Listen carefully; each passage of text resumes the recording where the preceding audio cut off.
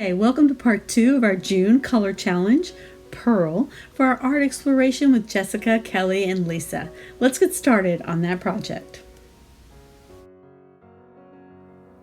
Okay, for my project for pearls, I want to just do sort of a creamy kind of painting on this black watercolor paper, and I'm sort of debating where I'm going with it. I'm leaning toward abstract or maybe some florals or something like that, and I'm using the same colors. I have the core watercolors mixed with the white gouache with a little bit of that gold mica mixed in, and you can see, maybe you can see, I got a little bit on my paper here, and that makes me so happy. I do not mind at all. Okay, so let's see. Let's just make some floral shapes. How about that? And this doesn't have to be like a full-blown project, right? It's color exploration. So I'm adding a little bit more of that pink to my white gouache. It's Quin Magenta. Like I said, use the colors you have, and let's do like a rose shape. So let's do a little, see? Now, this is mixed with water, and so it's going to have lights and darks in it. And that's okay with me. So we're creating a little rose shape, and I like having sort of rough edges on mine. So I'm not going for perfection, because guess what? In real life, roses aren't perfect either. And I'm leaving some dark to show through some of the black. So I'm really going to try and take advantage of this beautiful black paper. This paper is Stonehenge Aqua, and it is, I used it in my color study, and I use it here. This is gorgeous. It's gorgeous. Okay, look, I love this. Oh my goodness, I am super happy. I've not tried this before, guys. I was just stumped. And that's the beauty of exploring, right? You get stuck sometimes and you're like, what am I going to do with this? But because of you and because we had this project, I had to think of something. I had to get creative. There was no choice here, because I don't want to let you guys down. I don't want to let Kelly and Lisa down, right? And, you know, it really, look at the result. I'm just so happy with the result. Oh my goodness. It's just gorgeous. Okay, I already switched colors as I was chatting away with you. I think I want to just, this may not be some sort of fabulous composition. I'm just going to play, okay? Is that okay with you if I just play? And if it turns out to be pretty, that'll be great. But if it's a mess, will you forgive me? Will that be okay? Does that ever happen to you? Just a little bit there. And then even, I'll just put some little tiny stem, very light pressure with the tip of my brush.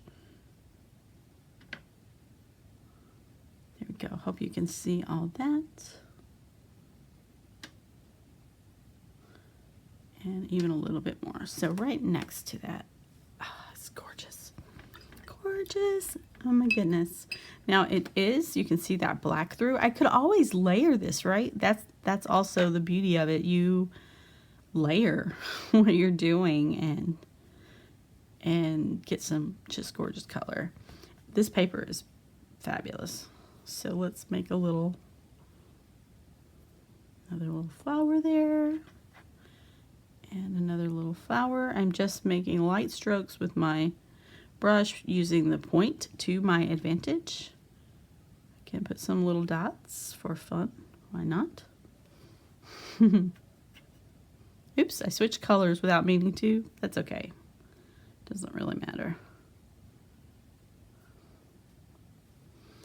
Get some really pretty petals if you can practice your brush strokes. And they're super easy. It doesn't have to be complicated. That's something I'm always trying to emphasize, is painting doesn't have to be hard. Sometimes we make it hard unnecessarily, right? And it just doesn't have to be hard. It can just be fun. And I'll do another little stem. I don't know if I want these to have stems, but I want those to have stems for some reason. Who knows why? Just do. All right, so far, really pretty. Let's go back to the pink. I want to bring in more of the pink more of the Quin Magenta from my watercolors. So you really get an interesting mix of color. And I think this may still be a little bit wet, so I'm not going to mess with that too much, but let's put another rose shape. Roses are just, essentially it's a C. And they touch and they overlap, and that's pretty much it. Roses are super easy to make. You want to just overlap and touch some. And look, see, that's not perfect at all, but it will work, and you can always add in a little bit more if you need to. Whew. I like doing like simple one strokes. Now I'm going to stop as if this other one is in front. And there, and press down and go around.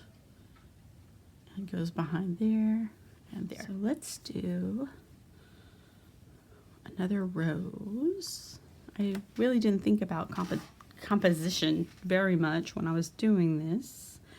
Maybe instead of another rose, let's just do a flower shape. What kind of flower shape should we do? How about dots? In like a little circle.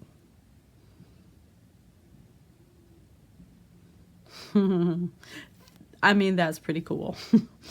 I like it.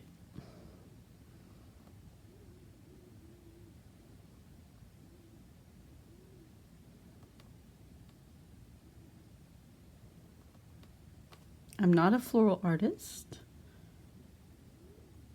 but I can still paint flowers.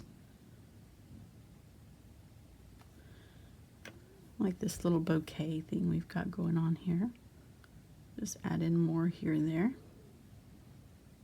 And that one's in front of the other one. And because it's opaque, I mean, it may show through some, but that's okay, right? Let's do one more, like right over here. And a little bit more water there. So it's sort of a milky consistency over here with the white, with the gouache and the watercolor mixed together. A bit bigger.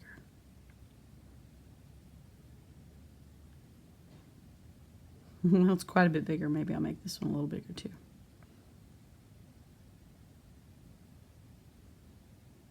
Maybe this is a little clump of flowers. Oops, I meant for that to go behind and I put it in front. Oh well, will it be okay? It will be okay. Now I think I want to add a little bit more. This is dry, but I want to bring out a little bit of more of the color. So I'm just going to go over a few of those brush strokes. And I'm not covering up the entire brush stroke, just some of it. That way I've got a variety of color there and mixed, and bringing in a few little highlights. And I'll do the same here. It's a little bit more wet probably than the first one. Boy, this paper is gorgeous. I had not really used this black paper like this, and I love it. And how many times am I going to say that? I don't know. Really pretty. It's so pretty, guys. I'm really loving it. Water. A little bit more Quin Magenta. I'm going to pick up a little bit of that gold right there. A little bit of that metallic. I'm not worried about the blue, the cobalt teal getting mixed in. No sweat. All right, let's do one more rose kind of behind what we've got going on here. And I think I need a little more water in my brush. It's not really flowing off my brush very easily, so I want to add more water. And it may make it less opaque. That's okay. We can layer.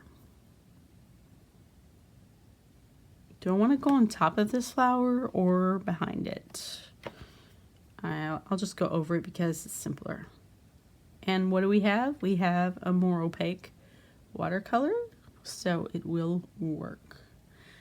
I don't want to go over that rose though. This rose sort of behind that one, if that makes any sense. And there we go. My roses are overlapping everywhere. Oh well, I'm not gonna worry about it. This is for fun and exploration. And there's a big flower behind that one. That's okay.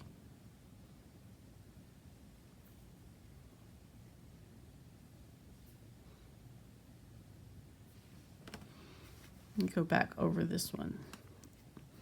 I feel my brush strokes here are a little bit, they're a little bit, what's the word? It's like I'm not very confident, so I want to make my brush strokes there a little bit more confident. There we go. So I've got a flower behind that. Is that the best composition? Maybe not, but it's fun to paint these roses. And I could have actually just filled up the whole page with roses and I would have been happy. So let's do some little more dots. Really like those dots, the dot flowers. You can name them whatever you want to name them. I'm going to call them dot flowers. There's a small dot flower up here. Maybe a small dot flower up here.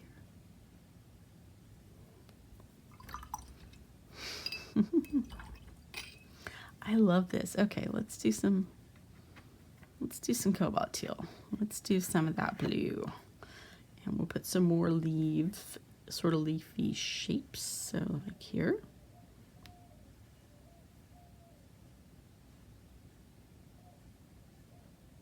Trying to take advantage of my brush and all the ways that it works. So the tip and the shape and all of that.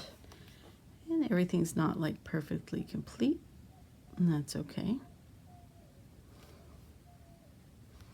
Here we go.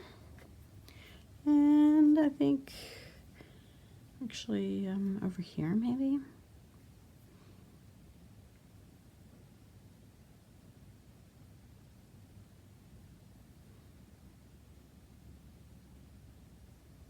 Still get that gorgeous watercolor flow, even though we have the gouache mixed in.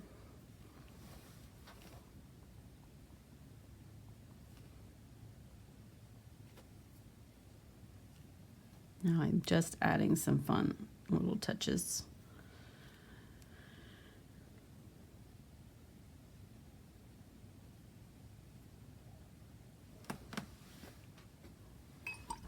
I didn't really use my green.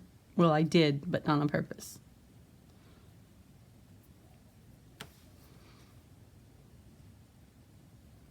Some of this is wet, so it's going to blend in. I personally think that's perfect.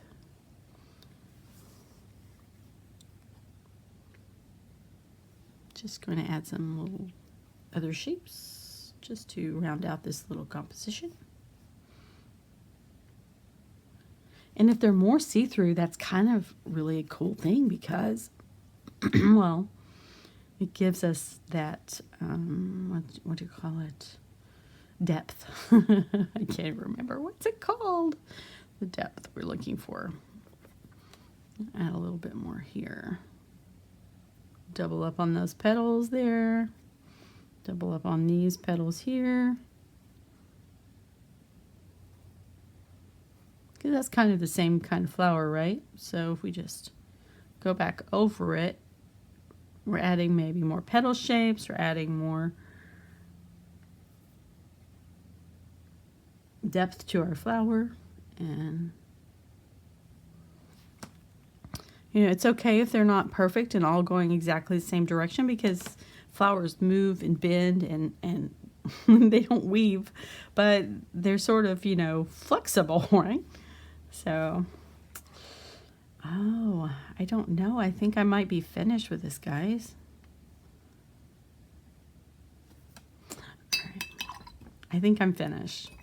So I hope that this gives you some ideas of how to use pearl or creamy colors and add creaminess to your watercolors with white gouache or titanium white watercolor. And I hope you enjoyed this project, and I'll see you in the group.